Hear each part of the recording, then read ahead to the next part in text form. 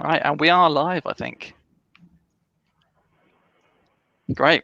Well, hello everyone, and welcome to this panel session where we'll be discussing why local authorities cannot afford to drop accessibility as a priority, especially during these times. On our panel, we have two local authorities, Harrogate and Pendle, who bring us some frontline experience, and we also have two accessibility specialists, one from Shore Trust Accessibility Services and one from Jadu.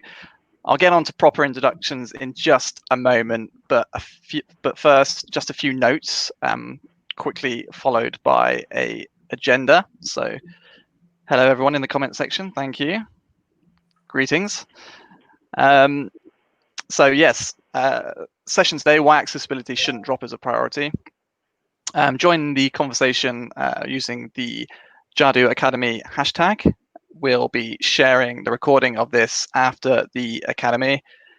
You can ask questions and make comments in the chat and questions panel to the right of your screen, which I just had to look around for, but it's a little speech mark bubble.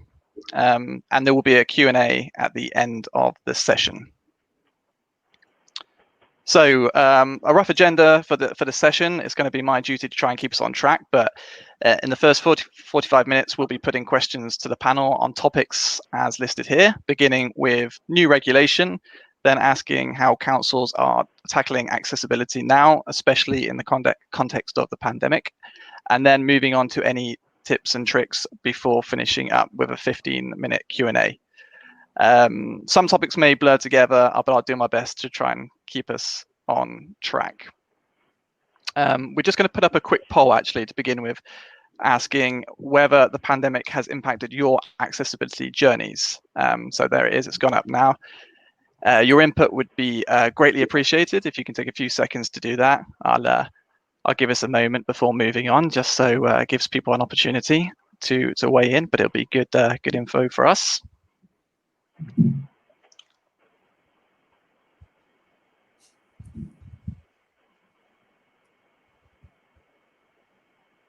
We should have a little countdown. The Big Marker platform counts you down in when you're coming into the webinar. It'd be quite nice to have one for this survey section as well, but I think we'll give it maybe 10 more seconds and then finish it up, I think.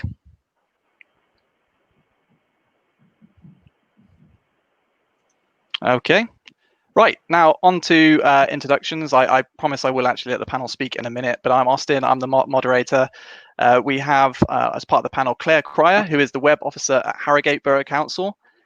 5 years ago, Harrogate was third from bottom in the SiteMoss Index, which is an independent local government benchmark, but Claire has led a radical change, and only last month, Harrogate topped SiteMoss's Outstanding Accessibility Achievers Index and won the Rockstar of the Year award. Harrogate is now the only local UK authority to have 100% of its pages pass web content accessibility guidelines at level A and AA, which is a huge achievement. Thank you for joining us, Claire. Thank you for having me.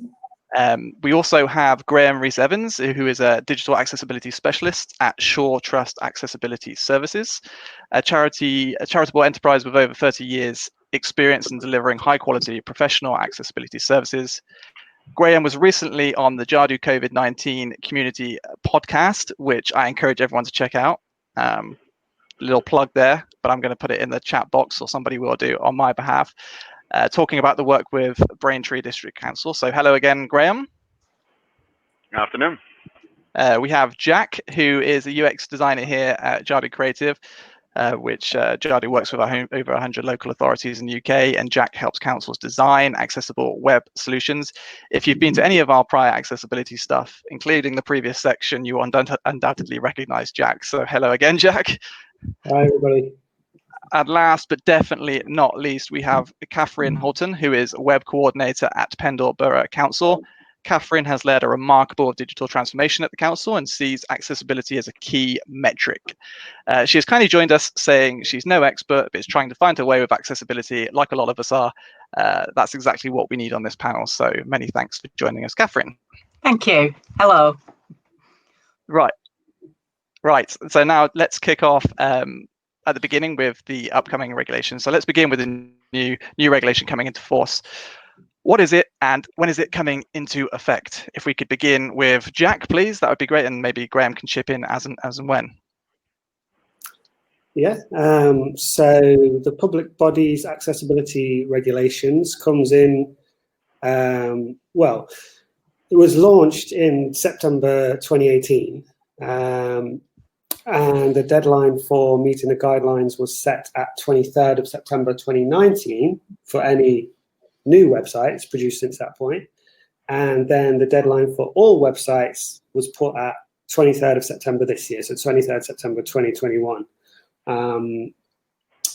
That's for websites. Mobile apps is next year, June 2021. And also for your intranets and extranets, they come into force if you have any sort of substantial revision of those things.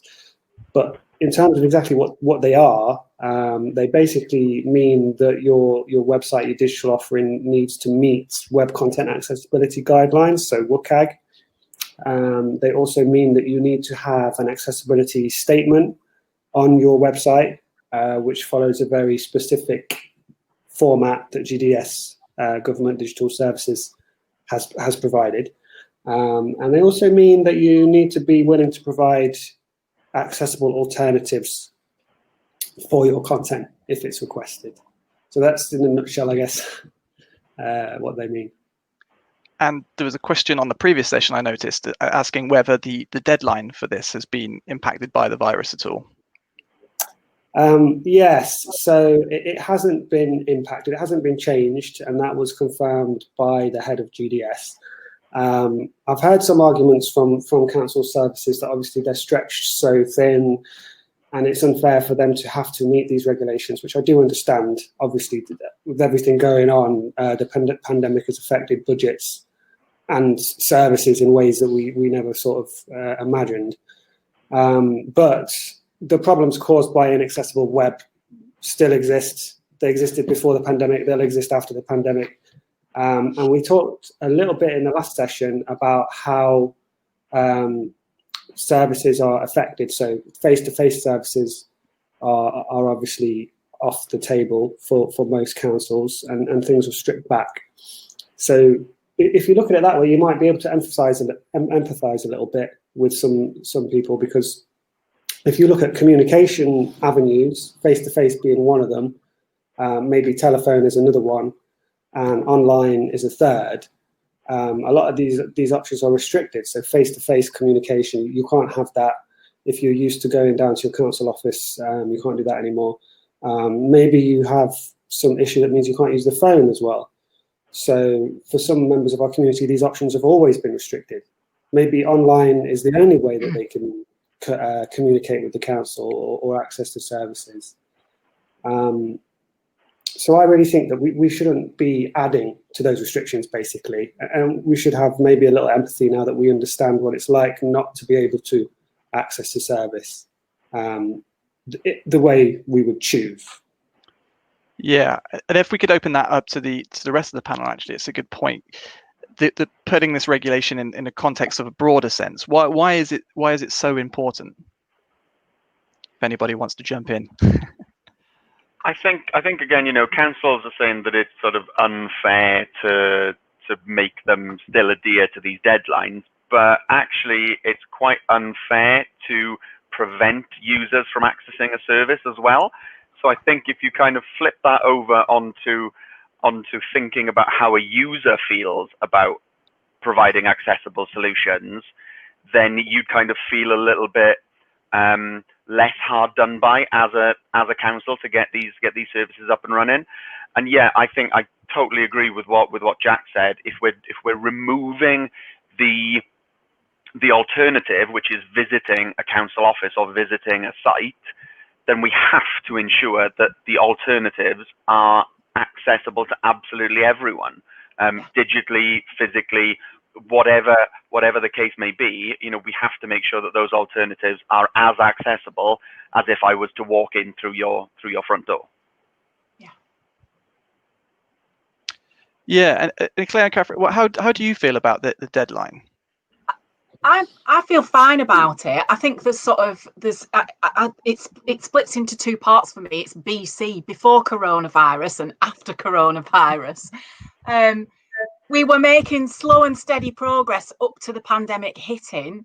And yes, you know, I've spent the last few months building online forms for business grants and creating community hubs and responding to so much more feedback from the public than ever before.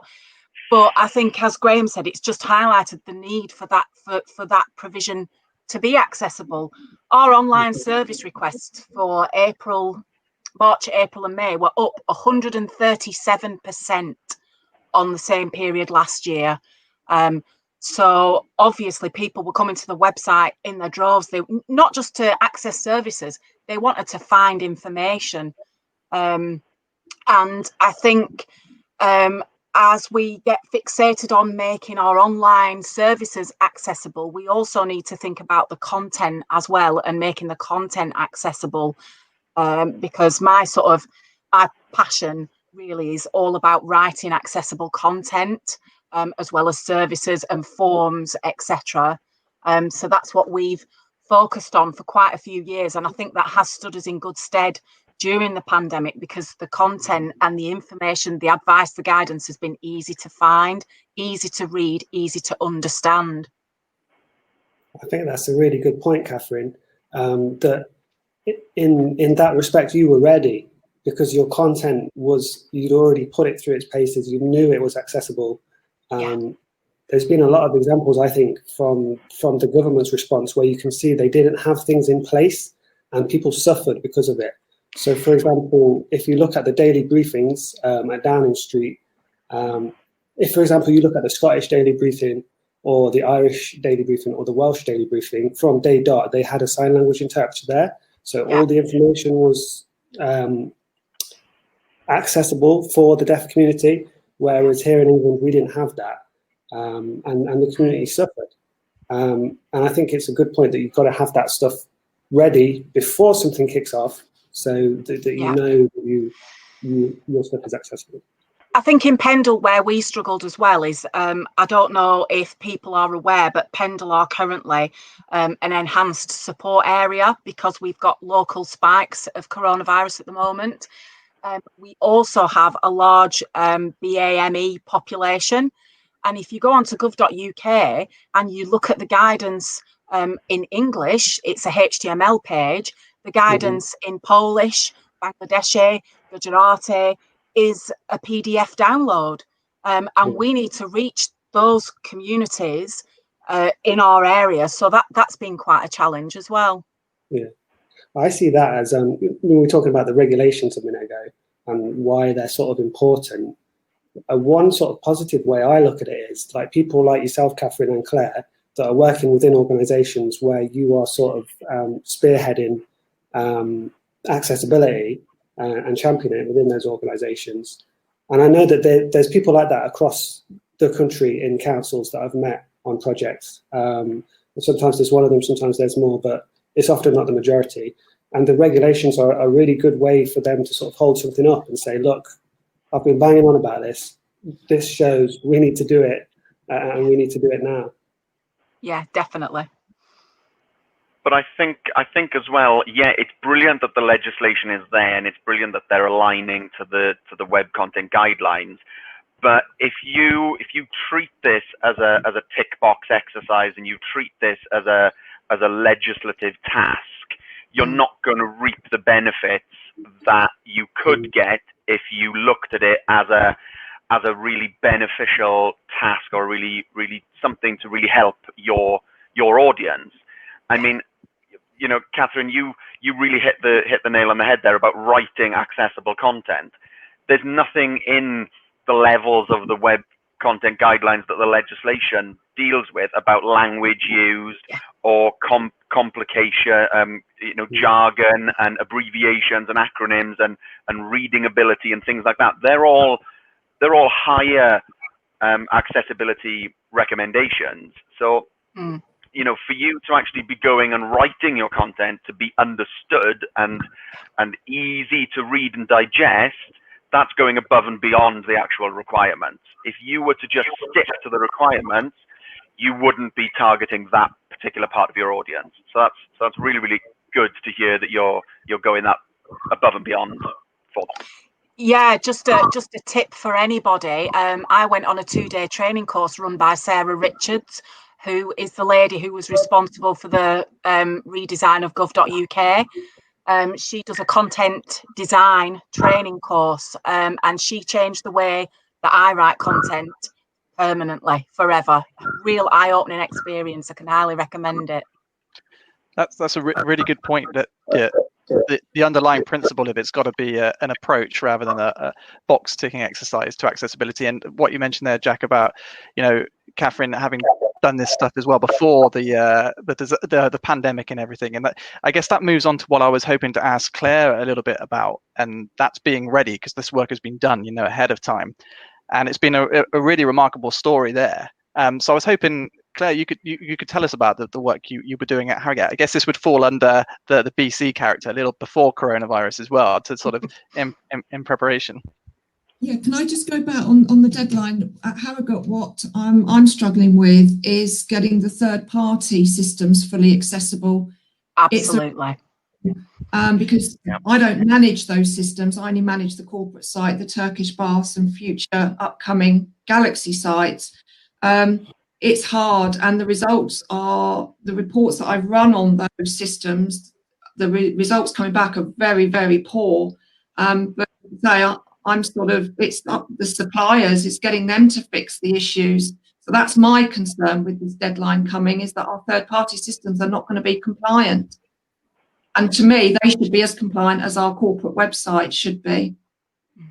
So, and then, sorry, I sort of digressed back a bit there. No, it's a great point. Accessibility has been my priority at Harrogate from my first day, which was over 6 years ago. And I think you touched on it. We were third from bottom in the country, thousands upon thousands of broken links. They didn't know what PDF accessibility was. It couldn't have been any worse. So my first, as my role, the first thing to do was get buy-in from our chief executive and the directors, because without that, I felt I couldn't move on. So I had a meeting with all of them and showed them the results, showed them from a customer trying to access the information, all the barriers that were in place. So I got their buy-in, and I was very fortunate enough to have that, and I still have that to this day. I think the situation would be very different at Harrogate if I didn't have that. And then the key to Harrogate's success today has been that when I joined, there was over 100 editors and approvers, and all of that was stopped. So there is only myself who has access to the website, with one other person in ICT who is allowed to do business critical updates in my absence. But other than that, no one is allowed to touch the website. So everything is controlled by myself. And I think that's been the key. And literally everything I do in my day job, accessibility is the priority. So if I get a request to upload a PDF, that's made fully compliant before uploading. Every snapshot is run, whether that is just an update or a new page, and any issues on that page is resolved straight away. And I have an accessibility day, which is Friday. And throughout the pandemic, that has remained. Nothing has changed at Harrogate Borough Council regarding accessibility.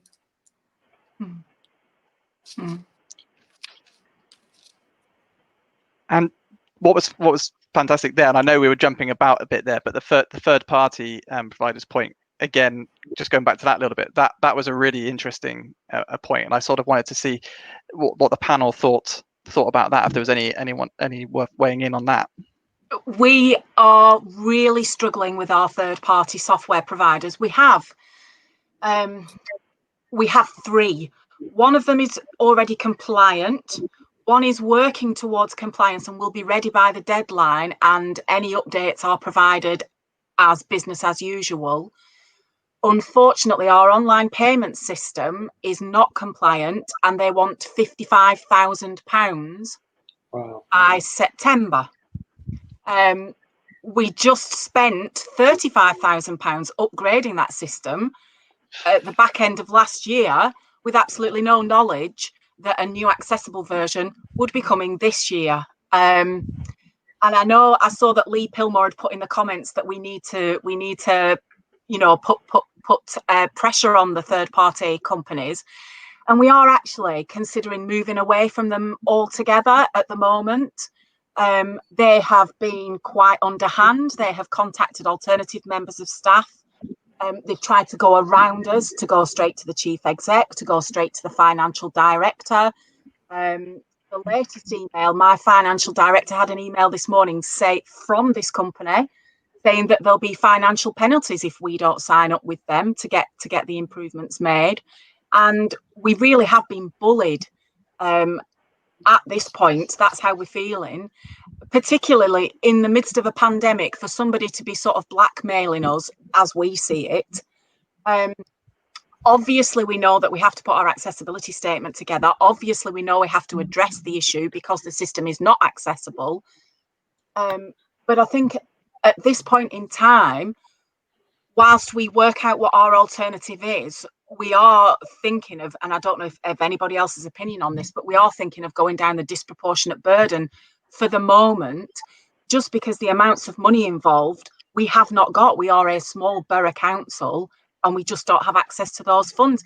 And the difference between that third party company and the attitudes of the other two who are working really hard and who recognise the importance of it has been astonishing to me, to be honest.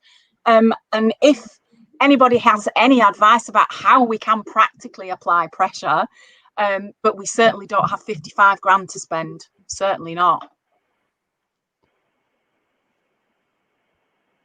Any other thoughts from the panel? If not, then it's such a big topic by the looks of it, and it's created a lot of thoughts in the comment box. So I'm sure this is it's something we should probably look into covering in more detail in the future. Unless there's anything. The third party issue always comes up whenever we talk to councils. It is a huge problem, and there does seem to be that disparity, like Catherine mentioned, about the ones that are engaging with this stuff and the ones that aren't. I feel like those companies that aren't engaging with accessibility, third parties, they're not going to last long in this market because, Catherine, as you say, you're already looking elsewhere. And it does sound like there's sort of practices that they're using and what they're charging you is just insane. It'd be interesting to see if there's other councils that are doing the same thing too. Probably likely. Maybe you could somehow get together and pressure them as a group. Yeah. As an idea. I think also they are doing it to other councils as well. It's terrible. I think also it's going to become part of a procurement. It's going to be the top. Accessibility is going to be top of a procurement exercise. So these companies are going to have to, otherwise they won't get the business. Yeah. Yeah, and I think that is the biggest sort of incentive stick you have, is that if you can find a different supplier that can provide you with a similar or the same service that they promise to be accessible, then you're going to move to that new company, unless of course you've built systems around this third party supplier and it's going to probably cost more to rewrite those pages and rewrite those processes. Then you're more than within your rights, I guess, to threaten to leave and go somewhere else if they don't sort it out. Yeah, I think you're right, Graham. I think fix it or lose the business. Yeah, I think the problem that we have is that the system is so embedded into other areas of the council that it will be a big job to get rid of it entirely. But we are so unhappy that we are actively looking at ways to do that now. Yeah. Okay, great. I'm just aware of the time here. I'm trying my best to stick to the timings, and we're pretty much bang on at the moment, which is good. But what I wanted to ask as part of this conversation is moving on to the topic of the pandemic and accessibility in the pandemic. And it relates to the question we threw up at the beginning, really, about how the pandemic has affected or impacted accessibility work at councils. So we touched on it at the beginning, and it's open to the panel, really, but whether it's helped or hindered that effort. I'm sort of just throwing that out there.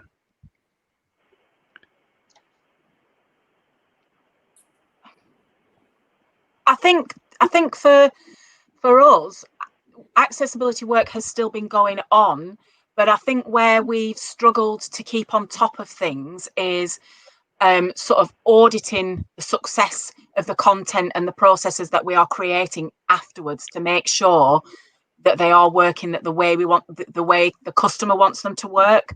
So it's for me, it would be the analytics. And if we introduce a new process, for example, we use Hotjar screen recording software to sort of trial a new process and to see where people are navigating through and whether they're being successful, and we might look at dropout rates in forms that we've built to see if there's any issues with accessibility around any of those areas.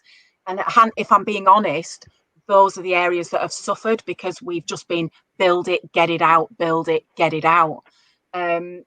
What I will say is that we have had, 100% more feedback from members of the public around what works and what doesn't work on our site, because these people have been forced to go online, and that, to be honest, we have really using to our advantage, because on the bottom of every one of our web pages we've got a little feedback thing. Was this page useful?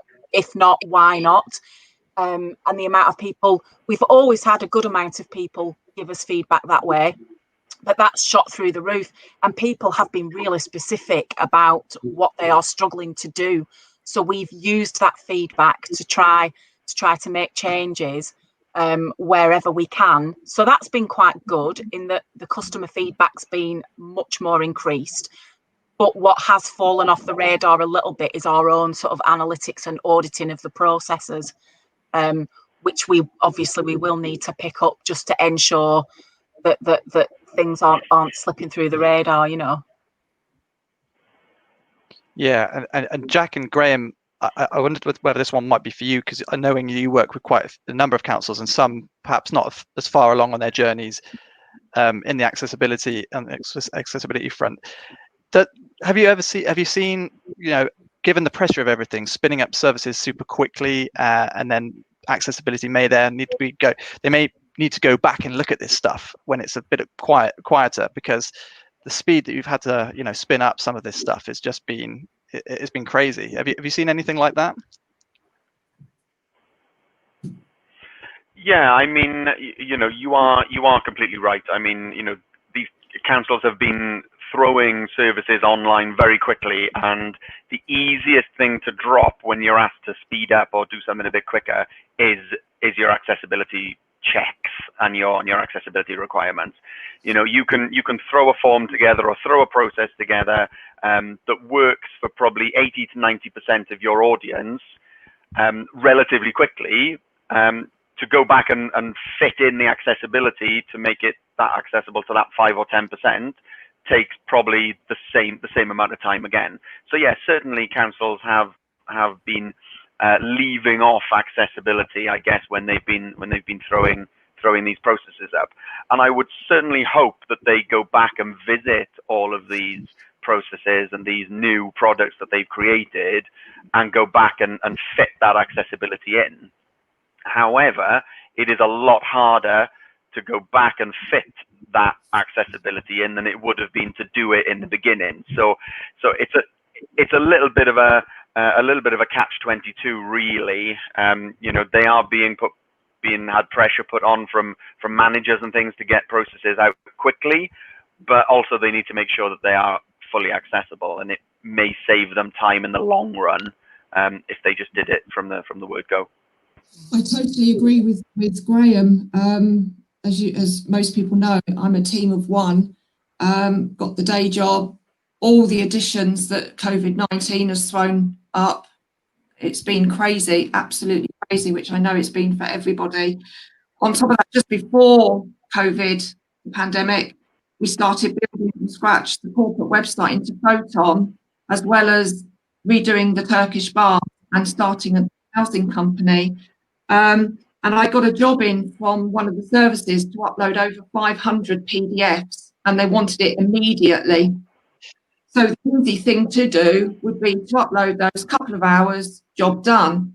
And I went back and I said, 3 days, every single PDF has to be made fully compliant. And the answer was, well, can you not go back and do that? We need that information online. no compromise. It wasn't done. 3 days later, the job was done. We don't compromise on accessibility at all.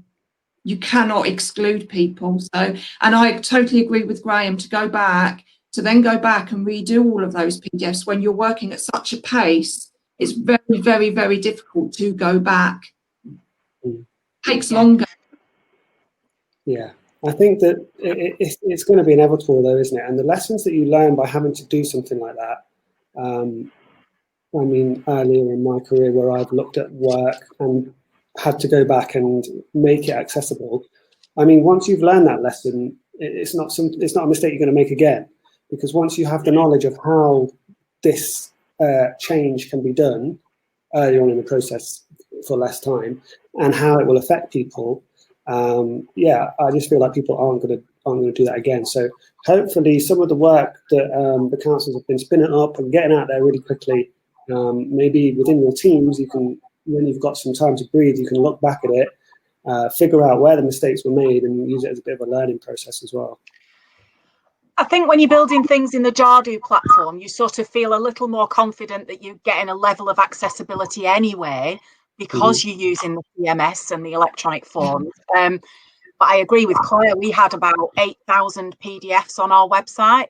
And we have a rule now, no new PDF on the website unless absolutely necessary, and then it has to be made accessible.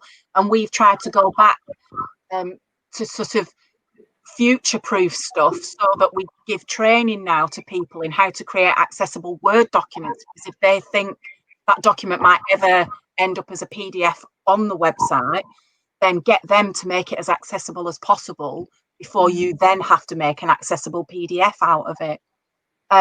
But we built a community hub, and we had a huge list of places where people could get food from, food boxes, food banks, food parcels, supermarkets, etc. And again, somebody wanted me to put a whole PDF up, and I said, you're probably excluding the people that need that list the most if you're shoving it up as a PDF. And as Claire said, took an extra day to rework it into accessible web content, and it's much better. And accessible for everybody. Yeah. On that point, and it's what Claire mentioned, that being uncompromising, and did you have to sort of earn that sway, the right to be able to say that, and appreciating that in some councils' cases it's not going to be possible to do such a pushback. I'm just sort of throwing that out there really, as to, I guess that goes back to Catherine's point at the beginning, needing buy-in from the people above and sort of laying this stuff out, right? And getting buy-in from lots of different people to be able to be in a culture where you can do that in the first place, I guess. It's taken me 20 years to get that, to get to that stage. I've worked at Pendle, and I've built every website Pendle has ever had from the word go. And I report directly to the chief exec, which is a massive plus.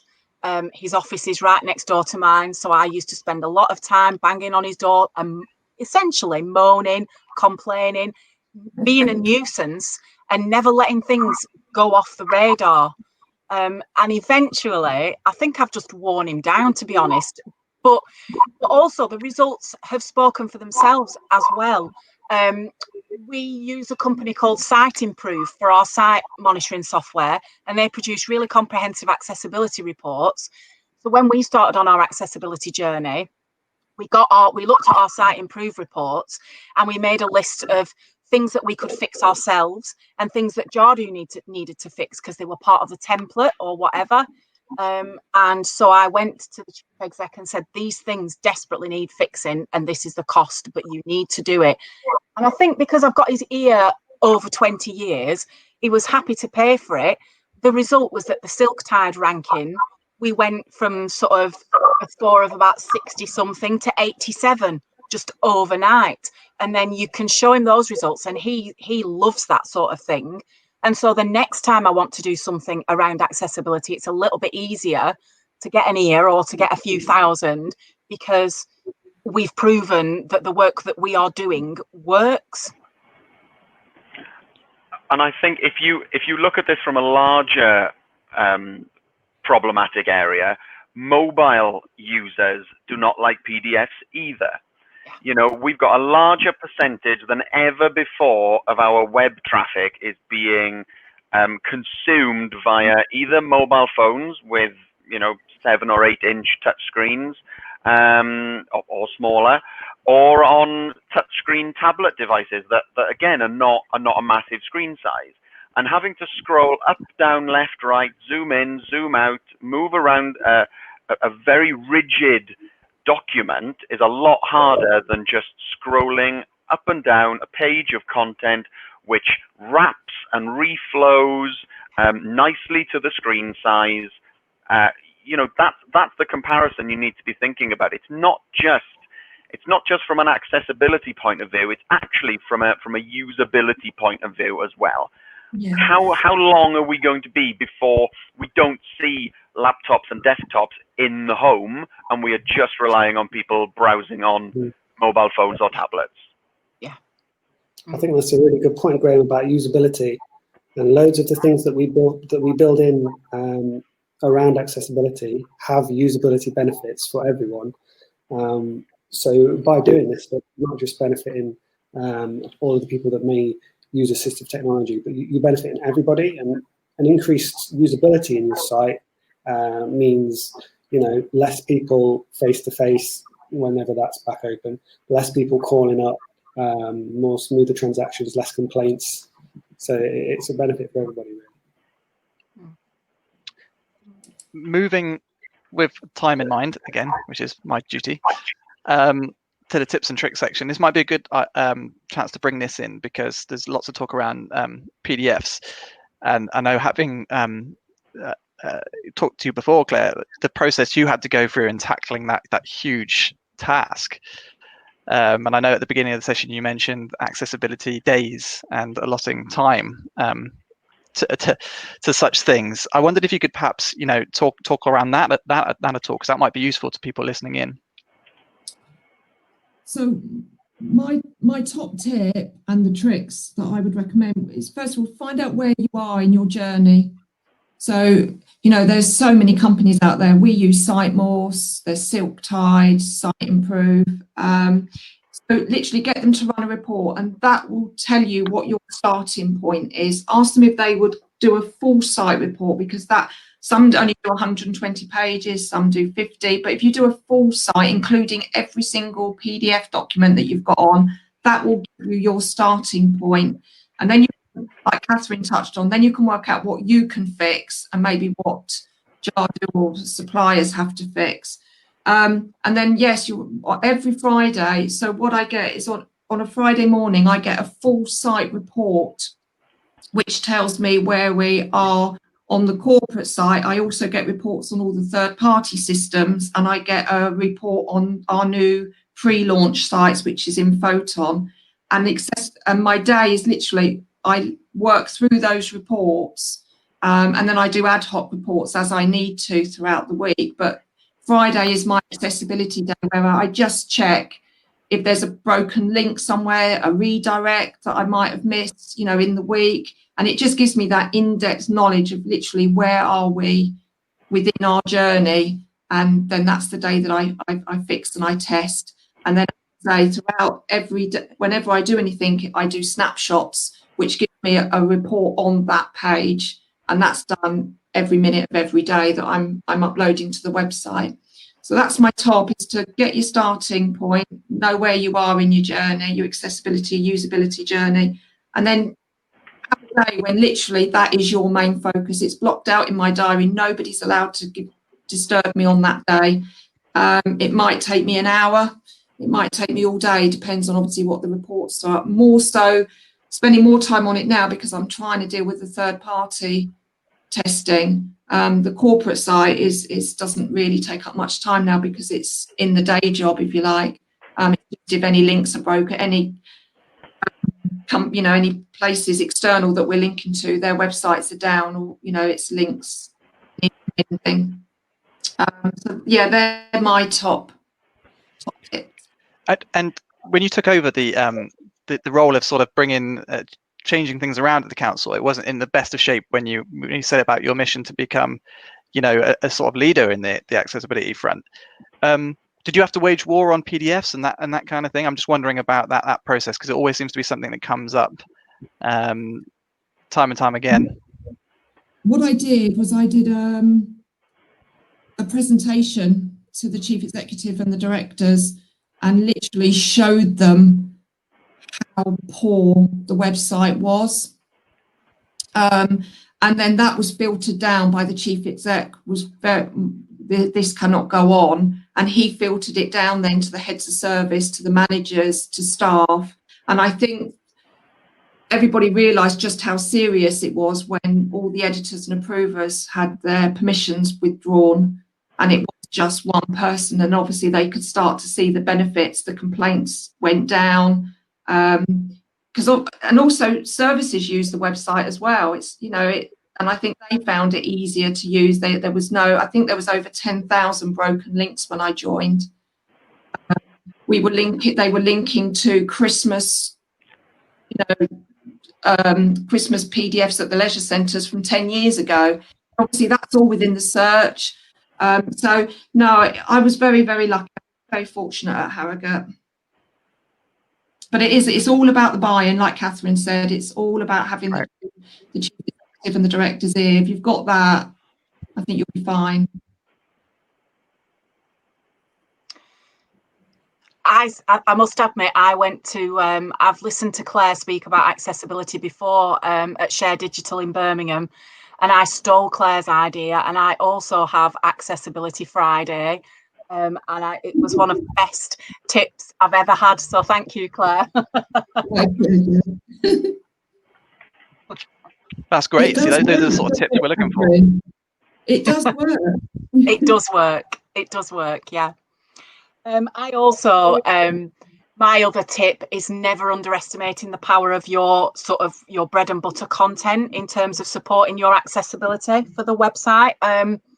I write all my content in an app called Hemingway that sort of points out long sentences, passive voice, etc. We have a content strategy that I wrote that sort of determines how we write for the web, what words we use, what we don't use, what our tone of voice is, we're active rather than passive, etc. And the last time we had a refresh of our website, we took away the privileges of our 40 web editors, and it's literally I write the content, and the content has to be approved by me before it goes on the website. And it might seem like a bottleneck, but it's not. It ensures consistent tone of voice. It ensures that the content is designed properly. So when I take a piece of content, I'm not just writing it, I'm researching beforehand. I'm coming up with the user journey. As a member of the public eye, I want to do X so that I can, we put a clear customer journey together for every web page, so that web page has a purpose. We look at the language that people use when they're searching for that topic on our site. And only then will we start putting the content together. And of course, I work with the service experts in the individual service areas, who are generally massively surprised at how much effort goes into creating one piece of content. But we do that for everything. Yeah. That's a really good point, Catherine, around content, because sometimes that gets lost. Sometimes people think my CMS and my templates are accessible, so it doesn't really matter what I put in content-wise. But content makes a massive difference. These audits that GDS are doing, you could fail one of those based on your content. We talked a little bit in the last session about headings, for example. So if you don't have your headings written correctly so that they're usable for screen readers, you may fail an audit on that. So definitely content, huge focus. I know Paul is doing a session later on content. So yes, he is. Yeah. And also it's vital that you take into consideration the sort of the mental state of the person accessing the service at the time, because and that's been apparent more than ever during the pandemic, because we've been inundated with people who are worried about paying their council tax, and the frame of mind that they are in affects your affects your cognitive ability to understand and to take in information. So it's really vital that somebody comes onto your website and can access the right information and be clear and know exactly what they need to do to get what they want, whether that's information or an online service. I'm just going to transition us into the Q&A section. Again, we're staying on time. Just to say to people listening in, I've just gone into the Q&A section to have a look what's in there. I know there's some other questions being listed in chat, so I'd ask that if the Jadu guys listening in, if you can pull any from there that might be worth putting to the panel, that would be good. I'm just going into the Q&A section at the moment, and there's one to throw at you, Jack, to begin with. Would Galaxy sites not using a gov.uk domain or offering a direct council service, albeit the website is managed by the council, be subject to the September deadline for LA websites? Yeah, there is something in the guidelines specifically about that. So if the website is majority owned or majority run by the council, then they still fall under the guidelines. But irrespective of that, any website online needs to adhere to the Equality Act 2010, which deals with similar concepts around web accessibility. But yeah, I can see it. It's a good question. A lot of people are thinking about that, but the answer is yeah. Okay, great. There's a question about the third-party providers saying they will charge a fee to get the applications up to standard, as we were talking about. But should they be liable for adhering to the accessibility legislation, or is it up to us as customers to request this with them as an upgrade? I guess the difference is should and are they liable for that? Don't know if any of the panel had any thoughts.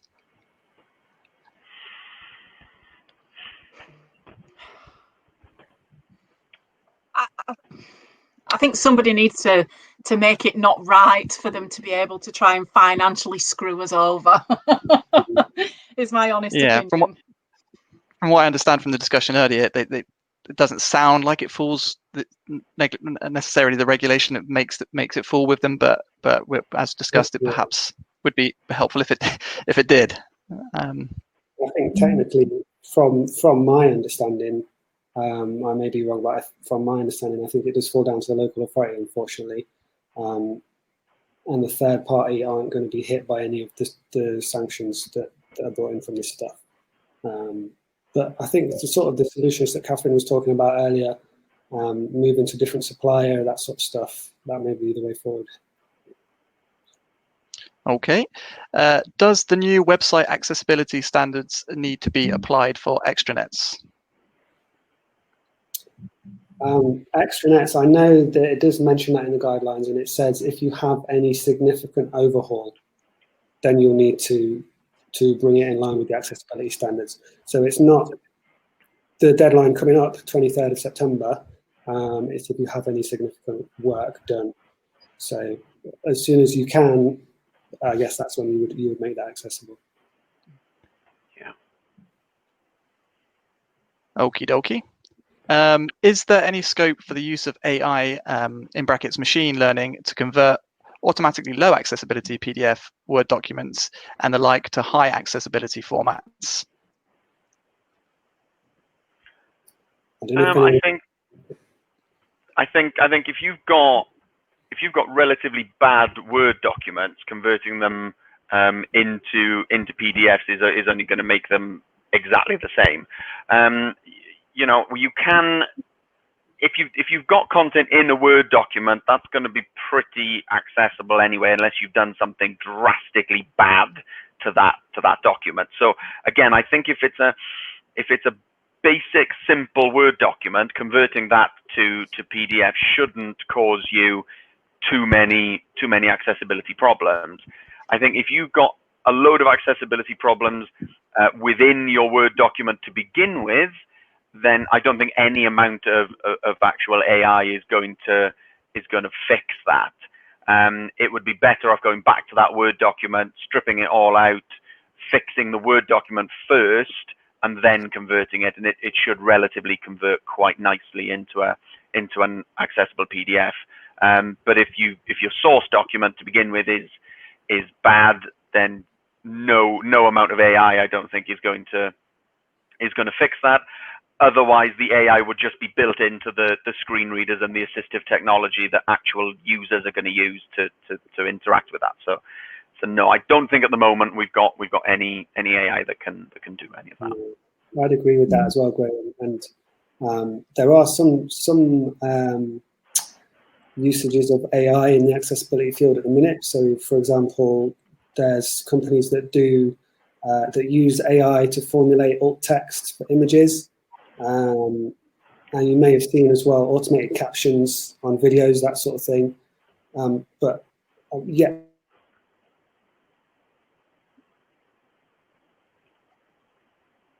to see any that don't flag up. More simple examples than PDFs. And there was a question in the chat section, just out of interest, asking if anybody was using, I'm not sure if I'm going to pronounce this right, but Monsido, currently with Site Improve and looking possibly switching over. Don't know if that means anything to the panel. No. If not, I'll leave it for the chat to weigh in on. What are the repercussions of not meeting 2.1 AA by 23rd of September? I know that they haven't published anything yet, GDS, in terms of exactly what that will be. So GDS, Government Digital Services, are doing the audits of the sites, monitoring the sites, and they are being monitored by the Equality and Human Rights Commission, I think that's the right one. So any issues will go to them. But in terms of what's going to happen, we don't know unless anyone else on the panel knows. No, as far as I'm aware, there's been no sanctions published or penalties or anything like that yet. Yeah, that does sound. That's always sounded a bit odd to me that there's not kind of penalties outlined. I guess it's not good to fall below the standards, but without any real teeth, it seems a bit strange, right? Right. Yeah. I guess at the least, if they publish any of these in score table, then you're probably going to get some pressure from the senior members of your team. But I think most of the people on this call, as it's about accessibility, are going to be aware about the real repercussions in terms of for the actual people within your communities are going to see actual problems if you don't meet those regulations by the correct time. But yeah, it'd be a wait and see, I guess. And in a way, the pandemic has highlighted. And then this question relates to, I think, what was touched. Sorry. It's okay. I was just going to say, in a way, that the pandemic has helped us in that it's highlighted areas of our website that are a concern for our residents. And I started, as I was getting feedback from people, I was realizing that people are struggling with certain areas of our website. So we know we need to look at that. And that's been one of the few silver linings for me, is that it has helped me to highlight issues that I possibly wasn't aware of. But if you speak to our third-party supplier, they will tell you that there are financial and legislative penalties coming my way, apparently in September. So I'm not sure if there's no actual official guidance. I'm not sure where they're getting that from. Interesting. And actually, I was just saying, this relates to what you were saying earlier, Catherine, about third parties. There's a question here: if third party are charging for the accessibility changes, and we are accountable for the website and / application achieving their required standard, can we claim disproportionate burden if the cost is outside of our budget, and name and shame the third party in the accessibility statement? This is an area that we're currently looking at, because I think in the case of our online payment system, we are looking at claiming disproportionate burden, but we're concerned. We want to make sure that obviously stands up to interrogation, that the fact that we've just spent 35k and now they're asking us for another 55 is a justifiable disproportionate burden. But we also rather than just claim disproportionate burden and forget it, we also want to be very clear about what we are doing in the accessibility statement to try and get round that problem. Not just, oh, we can't afford it, so forget it, but what are we going to do over and above to get around that issue? And I think it's quite important to me to be completely honest in the accessibility statement and not try to fudge any issues that you've got. You know, I don't think it's unreasonable to say we just haven't got that money in the budget, but here's what we're going to try and do to try and get around that problem.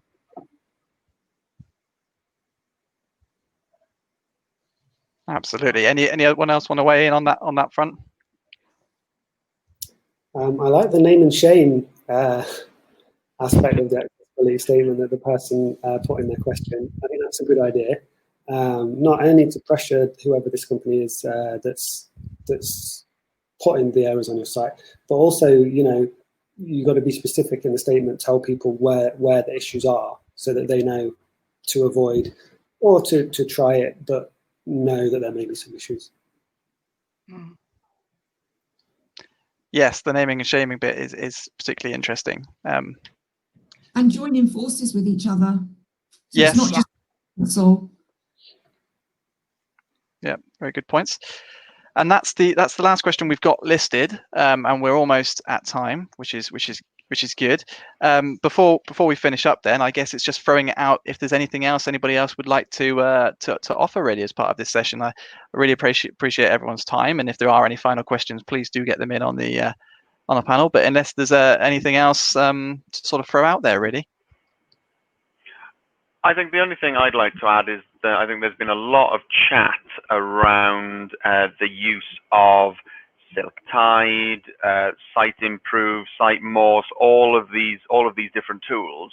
But just to remember that, you know, you're not building websites and you're not writing content to match these tools or to tick a box in somebody's tool. So yes, they are amazing tools, and as I think somebody wrote in the comments, they've got 3,000 pages to check or more. And yeah, sitting there manually checking those for 20 or 30 accessibility requirements is just impractical. So it's brilliant that people are using these tools. It's brilliant that you're getting reports, but just remember that there are real people behind these requirements as well, and that, you know, you need to be asking members of your communities or people that have got experience in blindness, low vision, hard of hearing, deafness, physical impairments, what their difficulties are accessing your content. I might be slightly biased in that opinion, but I think your automated tools and your testing tools and your reporting that can do automatic testing is only one part of your accessibility testing platform or toolbox. You know, I think you should be looking at getting real people opinion on your content and process and tasks as well. I agree with that 100%, Graham, definitely. There's no substitute really for putting your work in front of a real person. And I think as well, you know, within the accessibility statement, you can talk about things you've done and things you are doing to make your site accessible. So let's say maybe you do have some errors that are disproportionate burden, like Catherine's talked about. But maybe you talk about the fact that you've spent time with members of your community, maybe low vision or blind, testing the website. So if you have something like that within your statement, I think it speaks volumes about your commitment. So yes, maybe there's some third parties that are difficult to work with and you have an issue, but look at the commitment we're making in all these other areas. Yeah, I think one of the areas we've struggled in the past is to get real people to come and test the website with us. We've tried to hold road shows. We've advertised for people to join sort of panels in the past, which is where we started looking at products like Hotjar, because that was enabling us to see what our customers were doing without having to physically get them to come on board. And I think that's where coronavirus did sort of put a stop to some of the work we were trying to do to make contacts with the communities. You know, councils have access to all sorts of community organisations where you can get messages out and ask individuals to get involved.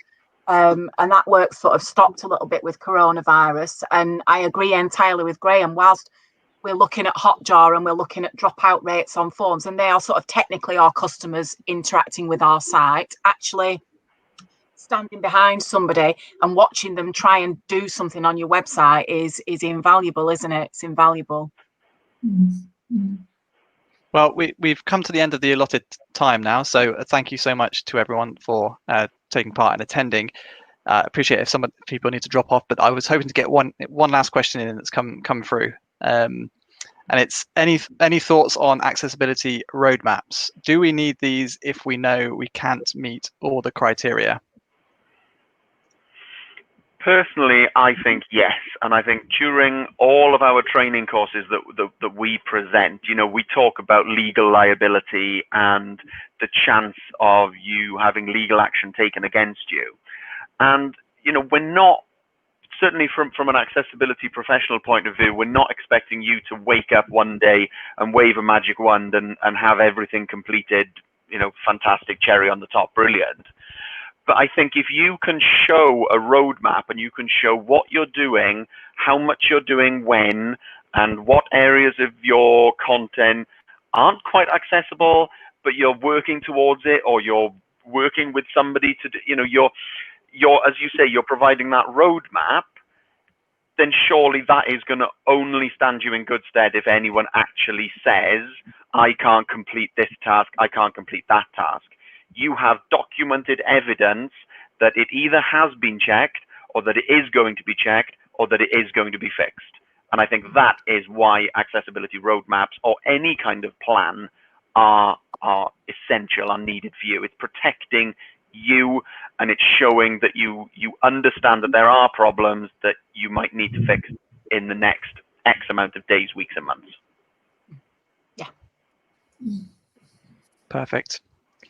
Well, only a few minutes over, so job well done, I think, everyone involved. So thanks again for taking part, and for everyone listening in. There will be a recording that goes out as mentioned. I should have a quick look at the poll to see what the results were for that.